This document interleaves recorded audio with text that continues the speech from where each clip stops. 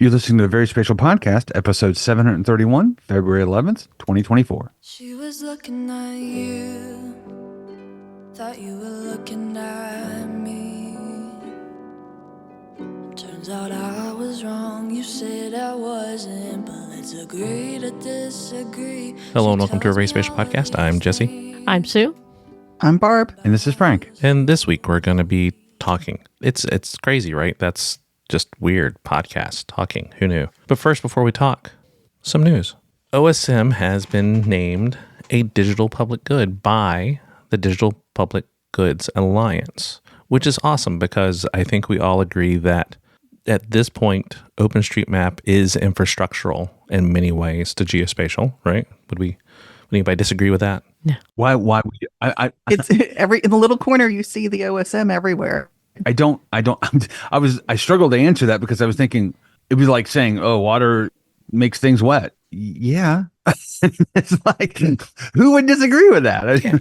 So I think perhaps the more important thing here is that there is a Digital Public Good Alliance. And that I think, because we in the know that OSM is DPG, but the fact that there's DPGA, I think, is something that we should talk about a little bit. So, we have this alliance. It is UN endorsed by the UN Secretariat General's Roadmap for Digital Cooperation. So it's endorsed by that portion of the UN. And yeah, it's just about it's a portal, right? It's a clearinghouse. It's a way of recognizing these really large open access, open source data sets.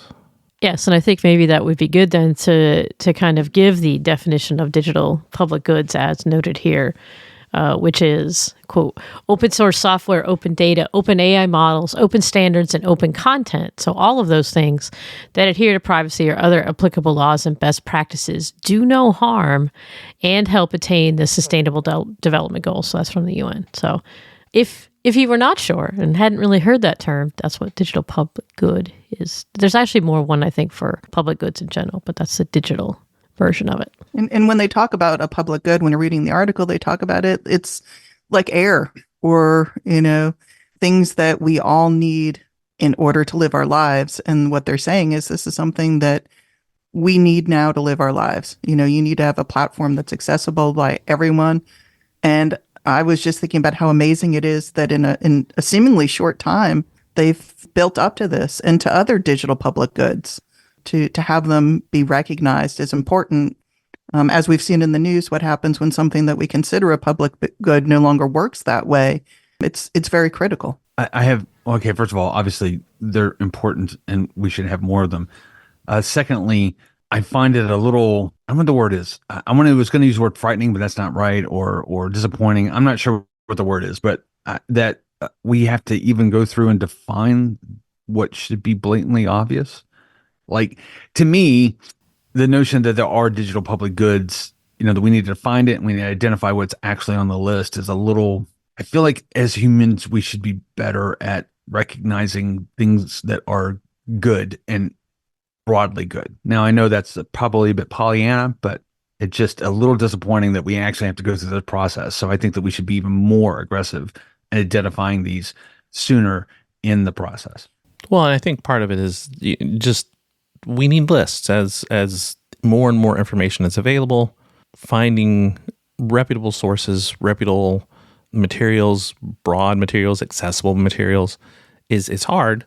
And as we'll talk about in the next news item, it's actually, one of those things that, we won't talk about in the next news item, but I will spin it there. You allude to. Yeah. Once we get there, I will spin it there. That it's getting harder and harder to find information, which will bring Sue or you to talk about a different reference as well. So I think it's good that we have a registry. And so if you can think of another large scale, open access, open source software, data, information of any sort that you feel falls under the idea broadly of digital public good, then you can nominate that to be included in the registry if you head over to digitalpublicgoods.net/registry if you want to. And I believe those register. entities can also apply themselves. Yes. Yes. Yes. So it's not external nomination, it's self nominations as well. So yeah. So it gets nominated, it goes through a review, then it becomes listed in it.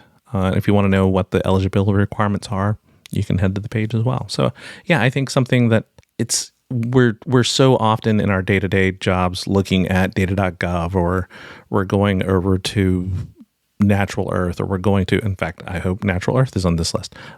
So, there's all these sources that we kind of go to as people in the United States looking for data, but there's tons out there that we, don't even know about necessarily.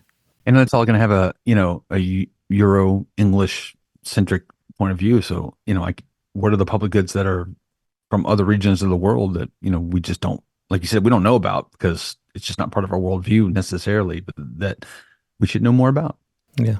And since we're talking about the SDGs, of course, that's an international context, right? That we're looking for digital goods that aren't just looking like the Millennium Development Goals did at quote unquote developing countries, but with the SDGs, we went international at North Hemisphere, Southern Hemisphere, East, West. Everyone is hopefully being impacted by this approach to obtaining the SDGs. Okay, well, that's my thoughts. So there you go. The next news item is Google Maps is sliding some generative AI in to create local guides. So not necessarily discussing use of generative AI yet for the maps themselves, but to bring context to those locations through these local guides. And right now they're just looking at specific locations within the United States. I believe I am saying that correctly. Starting in the US, this early access experiment. So yeah, it's something that they're trying. So they're seeing what the generative AI can do to help you as you're using Google Maps. I kind of wonder how this is really different than what Google's been doing forever anyway. I mean, essentially, all it's really doing is it's creating a guide on the fly. Well, I guess maybe they store it, but it's creating a guide based upon search results, based on location, which is not, it's like, well, you've been doing that forever. So, maybe that may be a bit reductive, but it feels like that's what they're essentially doing. So I'm like, how's the generative AI really changing this, really? Well, I think it's just the search, right, will become a prompt, and it'll be how you be able to kind of couch it. So there's a little bit of an example in their blog announcement about it. So rather than just saying search vintage shops, you can say search for places with a vintage vibe in San Francisco. So that's one of the examples I gave, right? So I think it'll just be bringing that in early on. Who knows where it will go after that, but. And I have to be honest, as someone who is a very Google person and supports what they do and doesn't think they've, are an overarching, Lex Luthor in disguise. Some of the new changes, some of the new changes have made me a little uneasy, only in that I'm not sure where they're going or what they're for, or if they're, I think they're useful, but I also feel like, is there some mission creep going on, with them? And also I feel like the localities are sometimes, missing, even though this is very local centric. So mission is make money through eyeballs. See, and this is where you get into the public good. I think I'm one of those people that just, conflated industry and public good when it comes to Google. I'm not going to touch that. Anybody else?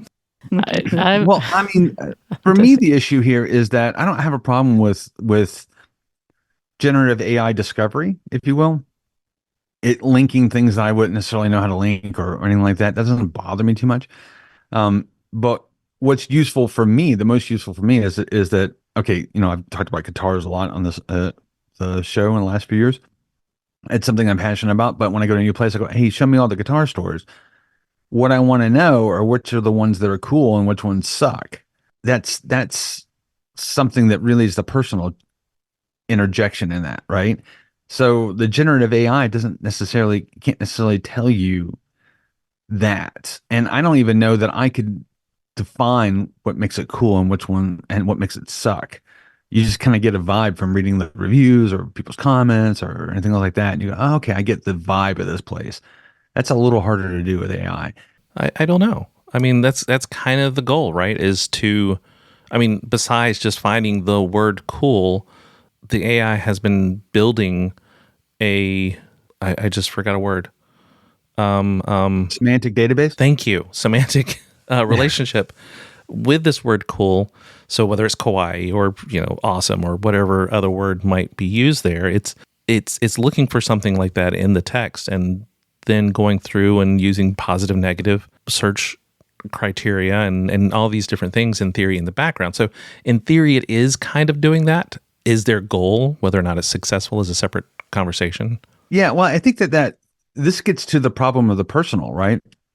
And we're delving definitely into a mini topic, but this gets to the problem of the personal is that so how I define cool, Google can do all that for the general definition of cool, but it can't necessarily do that for me, right? So how I define it, how I want it, what I want out of it, it doesn't necessarily know. Now, as it compiles information about me, it tries to triangulate that and might go, look, this is a pretty good guess what we think you think cool is, but it's not final. And it may be things that I pick out of a descriptor or out of a review that I go, oh, well, I actually have a problem with that. And they wouldn't know that, it's just an innocuous fact that I may go, oh, I don't like that. Or, ooh, I really like that. And then don't realize that. And yet Google has 2 decades of information on you. You know what? But you say that, but this is my biggest pet peeve. And I would offer it up for free. Google, if you're listening, I would happily give this to you for free. Do not show me anything about sports. I don't care. I never will care. I never have cared. There's no math where I want that. But, and I've made that plain online in any context that I could, yet, despite the 2 decades of information that Google has gotten about me, he keeps showing me this crap. So it's like, well, yeah, but you're failing miserably. But the AI hasn't been doing the job yet, well, right? It's not just the AI, though. It comes back to Barb's comment on the mission creep, right? You, Frank, as a user, will never be more important than the ad revenue that says, make sure that these search results for sports get up into people's faces. So there's the clash right there.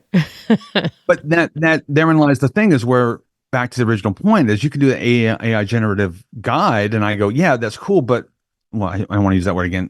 That's interesting or maybe useful to a point, but at another point, I have to take over because you care about the overall ad revenue generation. I care about whether I get to a nice place in a city that I'm going to for the first place.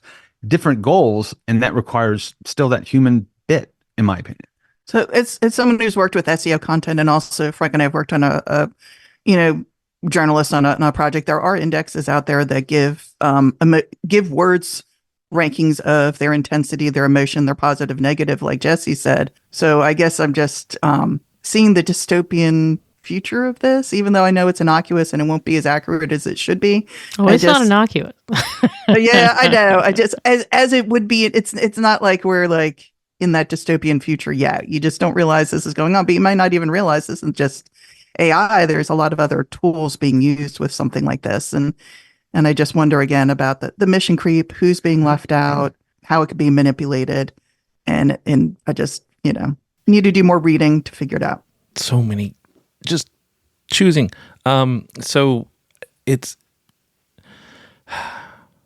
We short-circuited Jesse with the sheer volume of options of things to say. Back. Yeah. So to go back, since I said I was going to say this, we have the fact that, and to speak to something that both, or actually really all three of you have now said in the last few minutes, one of the biggest issues is that with this push for information to be provided to you, we're moving away from people who may be creating new information.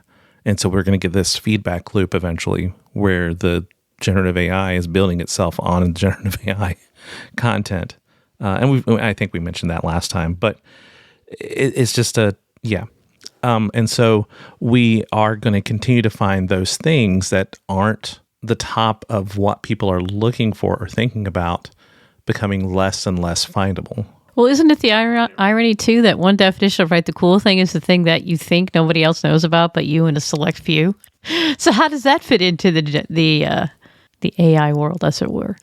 But is that the definition? So again, there's this whole other, one of the many other topics is the fact that we, the olds who are sitting around the table and monitor, have this idea that we know better than the computer. But people who are, going through middle school or high school or into college or maybe even beyond now are more willing to accept these things that the computer is giving them because it's what they've done their whole lives. So is the tail wagging the dog or dog wagging the tail? That's, the deal. Well, and it's a preferential thing based on generational change. We have a preference in our generation that we have some greater control over this. And it may just be personality as well. Since we are tech people, we know how little the computer actually knows.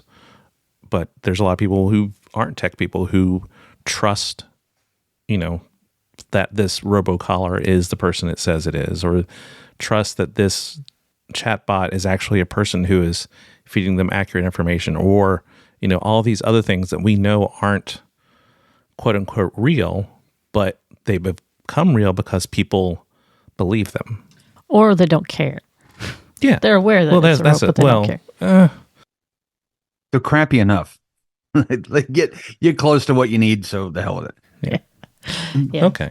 But yeah, so between the conversation about digital public good and the conversation of, where this can take us, again, there are great opportunities. It is something that is for a hopefully greater good, but we're yet to see if it is going to be the beginning of Terminator or... I don't know. I go back and forth on this whole bit. I'm going to sidetrack too much, but I haven't really done it. I fired up ChatGPT like maybe 4 times, and I'm like, meh. And for whatever I was doing, it wasn't. But I like at least once a week, some random person will tell me something they did with the AI, and I'll just be like, what? and give me a context for the what. Well, I don't want to. They used it for things I'm just like, I don't think. And one of them was, I didn't think about that. And another one was, I definitely wouldn't have done that. So my range of reactions, and I don't want to get anybody in trouble. So, well, you're not naming names, and it's not academic dishonesty or anything like that. It's just FYI, because I know no we're context for what Sue's saying. So, well, I can say that this side of the podcast has used it extensively in various forms and functions to basically bootstrap work. For example, I said, hey, ChatGPT, can you give me a strategic plan for a state GIS organization? And it went, yeah. Like, okay, now you've got a skeleton that you have to do the work to customize it. Now, the strategic plan that we did last was ChatGPT, but I did use that to get an idea of, did we cover everything that should logically go in there? And it was decent. I'm not going to go so far as to say it was good, but it was decent. It was helpful. See, I'm the most frivolous user around because I know what its weaknesses are. I asked it to help me build a capsule wardrobe for a geographer for work. And it was very interesting and accurate, but, not things I would have thought of. Apparently, we should wear a lot of metallics and light map prints. I'm not saying it's perfect, but it is fun to fool around with. And like Frank said, it does provide you something to push against, and almost like getting feedback from someone, and then you can say, oh, I don't like that at all, but it gets you unstuck. Yeah, I guess it's really knowing your tool. I mean, I tried it for some code snippets and stuff, and I'm like, nope, had to just rewrite the whole thing. So I'm like, this is not useful for me. But again, I just dabbled. So it does statistical analysis surprisingly well. You can just like dump in, it depends on the size of your data set, but you can dump in a bunch of data and go, how would you analyze this? And I go, I would use this. And you go, cool, that's a model I'll run. And then you'll bring up R and actually do it. But in the back of your head, that is, like Jesse said, built on pre-existing knowledge that's there that then gets recirculated and recirculated again. So I try to be cognizant of, not the tool doing it, but, being built on the whole store of information that's out there it's pulling from. And it makes me laugh because I wonder, where did this come from? Here's my nerd aging of myself. It feels like a big go-to loop a lot of times. It's like at some point you want to go, when's the fail out, or a while loop with no exit clause. It's just like, okay, at some point we do have to say, well, okay, we've had enough artificial generated stuff. Let's interject some real people to keep it grounded. So that's it for the news. On to this week's topic. And what I want to talk about was, for whatever reasons, I don't know why it was this last week or and a half, there's been sort of an explosion of pushback against the deadline date for ArcMap. At least I've started hearing this quite a bit. So if you're not aware, as of March 1st, 2024, ArcMap goes into mature product support, which means essentially there's no more patches, there's no more updates, there's nothing that's going to change. You can put in tech support calls, you can call and say there's a case or something like that. You can open things like that, but essentially they're not going to fix anything that may be broken with ArcMap. This is particularly a concern, as Windows 11 rolls out new updates and things like that. If it rolls out something that messes up ArcMap, too bad. They're not going to fix it. This seems to have caught a lot of people in the geospatial industry a little flat-footed, which I'm a little bemused by, but still, I saw a fury of posts on Reddit and other places that have said some variation of how do I get this to work past March 1st? It'll still work just fine. How can I keep doing the stuff I'm doing? Why are they getting rid of this? Why can't I buy this software or renew my license? And I don't know that you can't renew ArcMap license. I'm just reporting the anecdotal statement.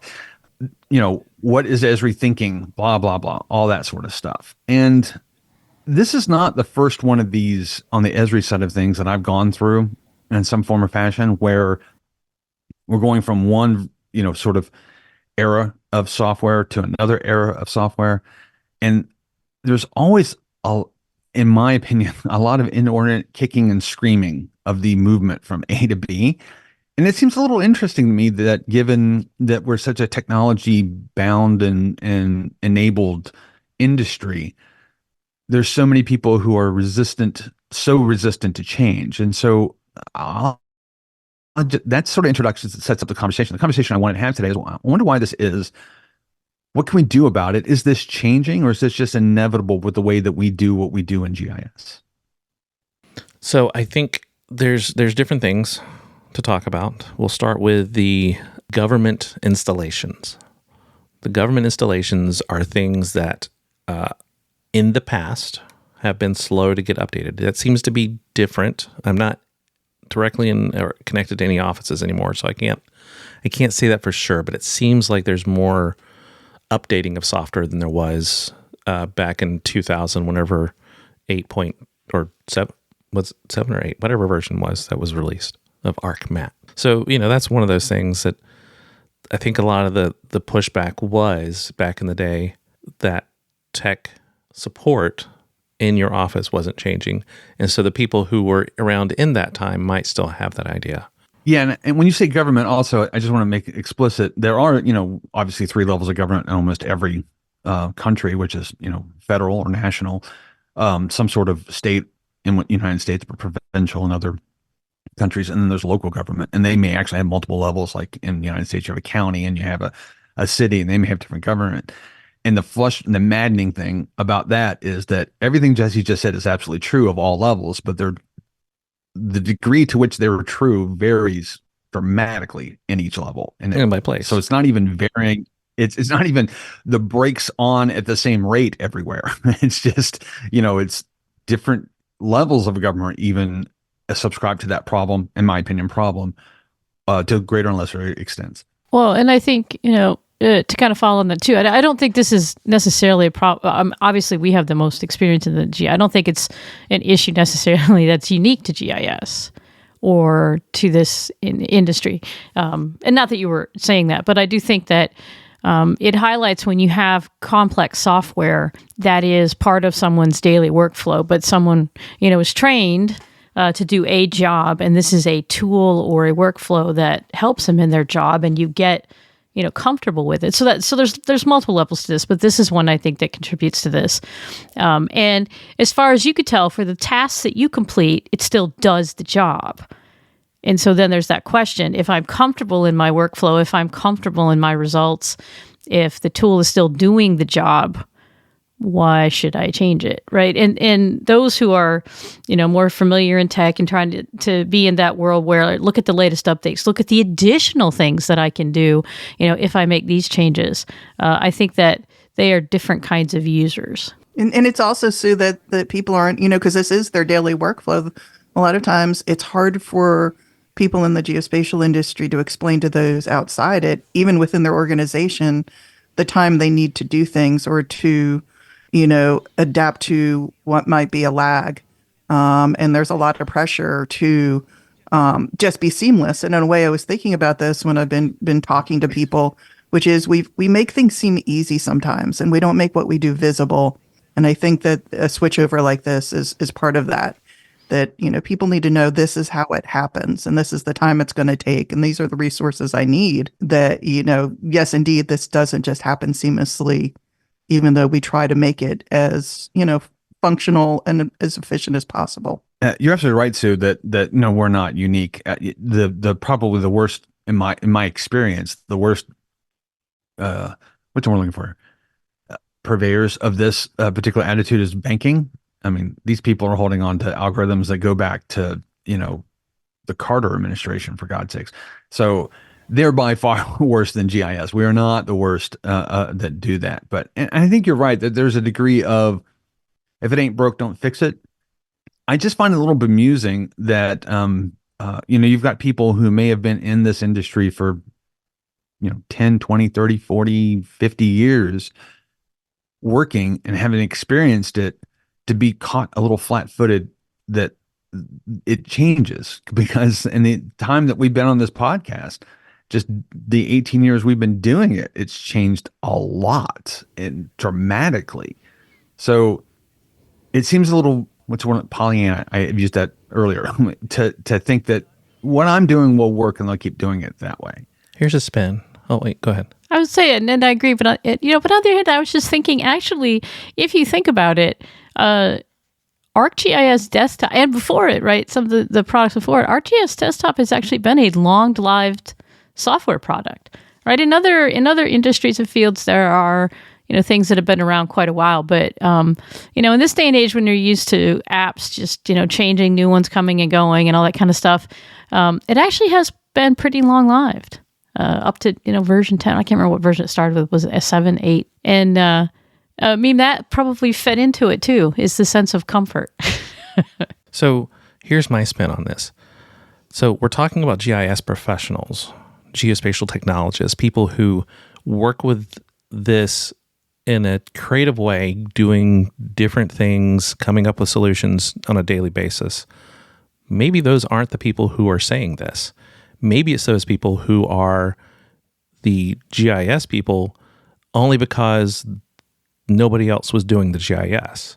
And so they do it very little, and the things they do are very regimented, and some of them they have set up as scripts, and if those scripts have to be moved to a new language to run in the new software, that breaks them. I had somebody at my previous institution who was working in 10.2.3 when we were at 10.8. And they wouldn't move because there was an extension. Everything that you could do in that extension had been built into ArcMap at that point. But even though they were exact same, I worked with one of his students and showed him that they were the exact same results, whether you use this decade-old extension or just did the same analysis in ArcMap. And he was like, nope, not going to change. Okay. But he was a biologist. He wasn't a GIS professional.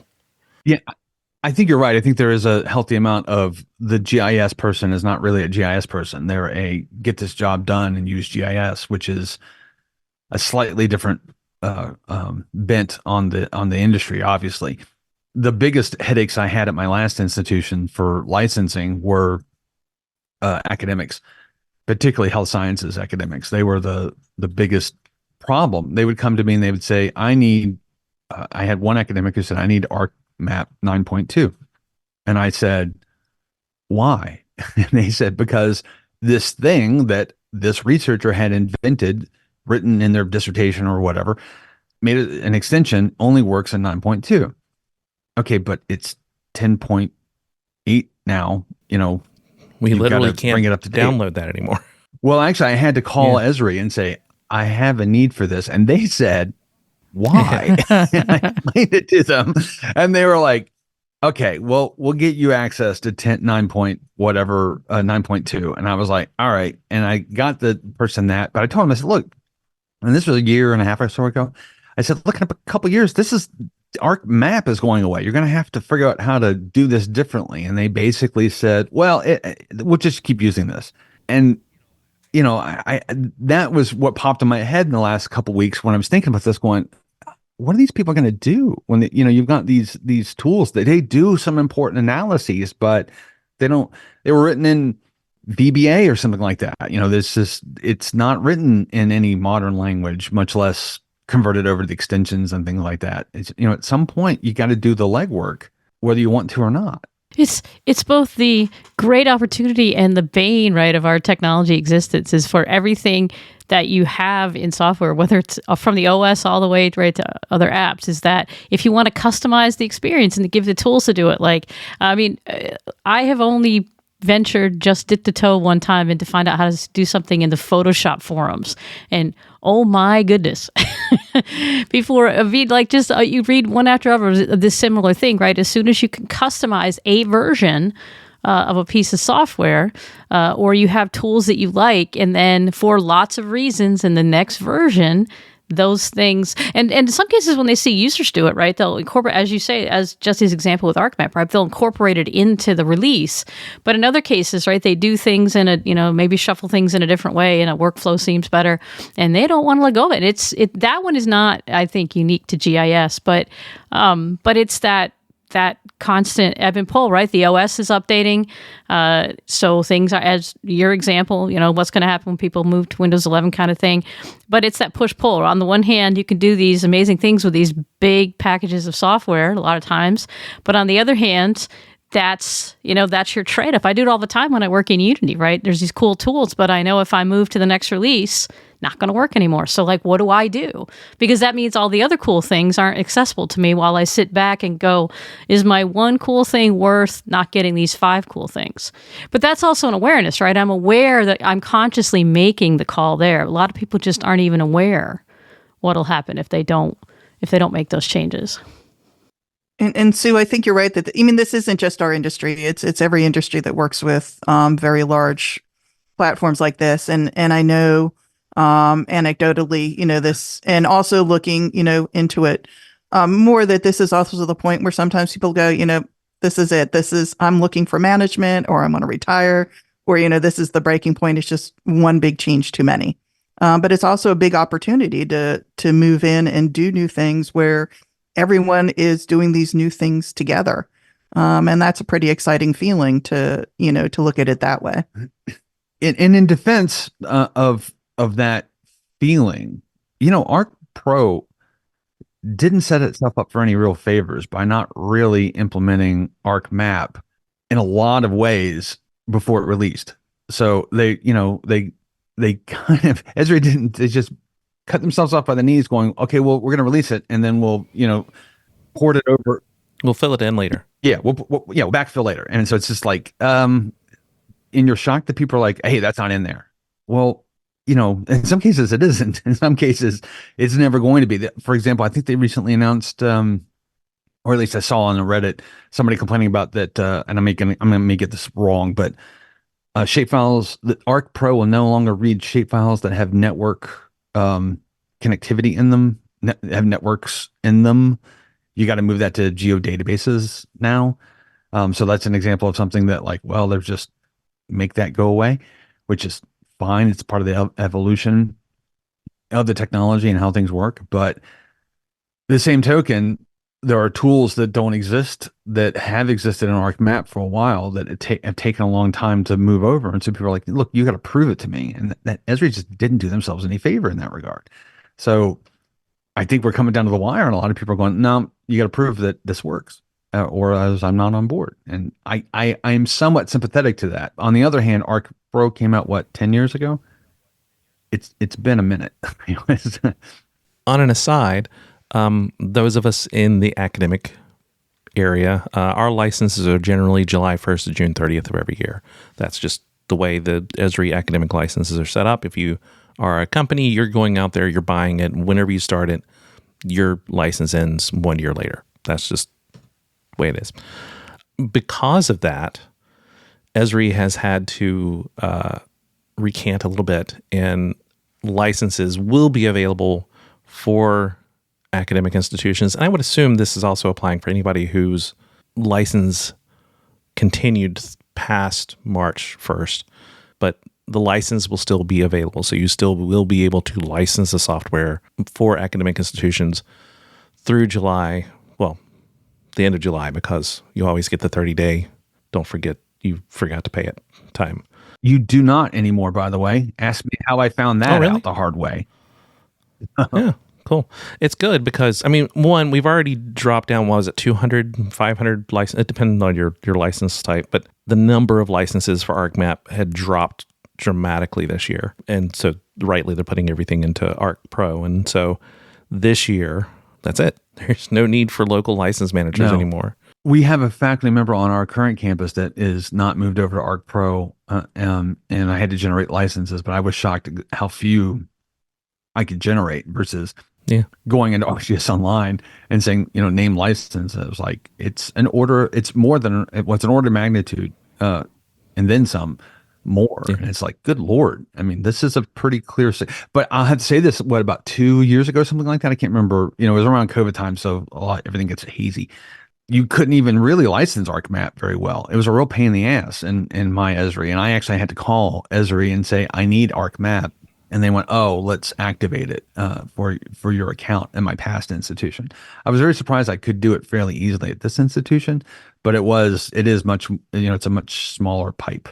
It's a much smaller number to work with. Which ends, just as a reminder, on June 30th, for those of you who are on that academic schedule. That is your official, they've been slowly pulling the Band-Aid back, but that's it. Band-Aid's coming off. No more licenses. It's what has to happen. I mean, I guess that was why I was a little surprised by the amount of stuff that I've read in the last couple of weeks and heard, because I'm like, well, this is not new. I mean, and somebody actually said, they got mad and they said, but Esri lied because they said that Arc Pro is not replacing ArcMap yet. And somebody said, when did they say that? And they were like, in 2013. I'm like, well, in 2013, it wasn't. Like, it's not 2013 they got 2.5. They were like, you know what? It's good enough. It's replacing it. Yes. Moving on. But that goes back right to I do my workflow, I do my life, I stick my head up once in a while, right? And then go, the landscape has changed. And then are surprised a little bit. But also it's that denial factor too, sometimes subconscious or otherwise, that seems like a faraway date. March 1st, 2024, when you're reading it in 2022 or 2021. I can't remember when the first one came out, but now, yes. But now future times have arrived. It is the future. Yeah. Yes, that's right. To that point, keep in mind, for all those who don't want to move on, March 1st, 2026, which is, believe it or not, that far around the corner, it goes away. It's retired. No, you can't have it. You probably can't have it before then, but certainly by March 1st, 2026, it's gone. So, you could ride to the last minute, but not beyond. What I always tell everyone, when you move from ArcMap, particularly if you do ArcMap all day, every day, and you know it like the back of your hand, when you move from ArcMap to Arc Pro, expect your productivity to drop to 20%, not by 20%, but to 20%. Give it about 6 weeks and you'll probably be more productive once you've figured out how to do it all. And so they don't really talk about that on the website, really. But it is a massive change in the way you think about GIS as far as utilizing the tool. Now, it's still the same stuff. We're doing point line polygon. We're doing spatial analysis. We're working with rasters. We're working with vectors, and none of that stuff's changed. But the way you think about how you do your workflow has changed dramatically. I think almost categorically for the better, but that's just, I love Pro, so I'm a big fan of it, but it is a big productivity hit, and Barbara's right. You do need to plan for that at the organizational level, at some level, which is why you should have been doing this a year ago, but that's, a year ago is a year ago. But also we're hearing, there are groups where they're getting asked at a time like this when the shift is happening, is, ESRI software the only thing to go with? Is there something else? Or even not being asked if they want ESRI or if they want Google or something else, or something that might not work as much functionality. So it's a little of a soft time, a precarious time for certain people in the field.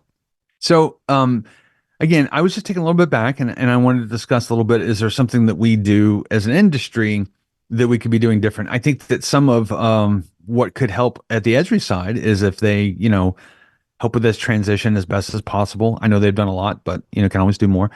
I think that we as an industry need to acknowledge that technology evolves and we have to evolve with it. Even if the evolution is, I'm going to nope out and go do something else. That's what's going to happen. This is not the first one of these. This has not been the first one of these. It will not be the last one of these. This is just how our industry works. But, learn to at least tolerate change, I think. That's just my advice. On the Events Corner, as always, we encourage you to check out these events and others, if you can. World LiDAR Day will be February 12th, 2024. Yep, it's the inaugural. We just found out about it last week. It's taking place at Geo Week. That's also this week. Well, that's cool. GeoBusiness is taking place in London, June 5th and 6th. And GIS Pro will be taking place the 7th through the 10th of October in Portland, Maine. Of course, abstracts are still available for both of those last two. GeoBusiness and GIS Pro are still taking abstracts. So head over to their website to participate. Of course, if you'd like us to add your event to the podcast, send us an email at podcast@veryspatial.com. If you'd like to reach us individually, I can be reached at sue@veryspatial.com. I can be reached at barb@veryspatial.com. You can reach me at frank@veryspatial.com. I'm available at Kinda Spatial, and of course, you can find all of our contact information over at veryspatial.com/contact. As always, we're the folks from VerySpatial. Thanks for listening. And we'll see you in a couple weeks. She was looking at you, thought you were looking at me. Turns out I was wrong, you said I wasn't, but let's agree to disagree. She tells me all of these things about how you were so sweet, but I know because you said the same things to me. She swept off her feet, and now I can't breathe. 'Cause when you're staring at her, I'm comparing because she isn't me. I guess I didn't qualify. I guess I wasted my time, 'cause I couldn't beat her if I tried. I hope you're satisfied.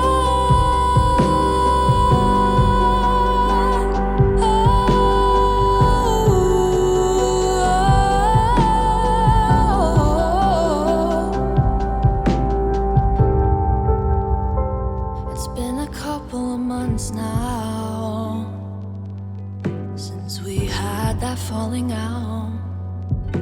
Things haven't been the same. I miss you. What's that all about? You probably don't think about me. I never crossed your mind. I wish that wasn't true, because you're always in mine. She still swept off her feet, and I still can't breathe. 'Cause when you're staring at her, I'm comparing because she isn't me. I guess I didn't qualify. I guess I wasted my time, 'cause I couldn't beat her if I tried. I hope you're satisfied. I wish I was still in the running. I'm not, 'cause I just wasn't winning. It felt like a game, I guess I got played. I wish you'd have stayed.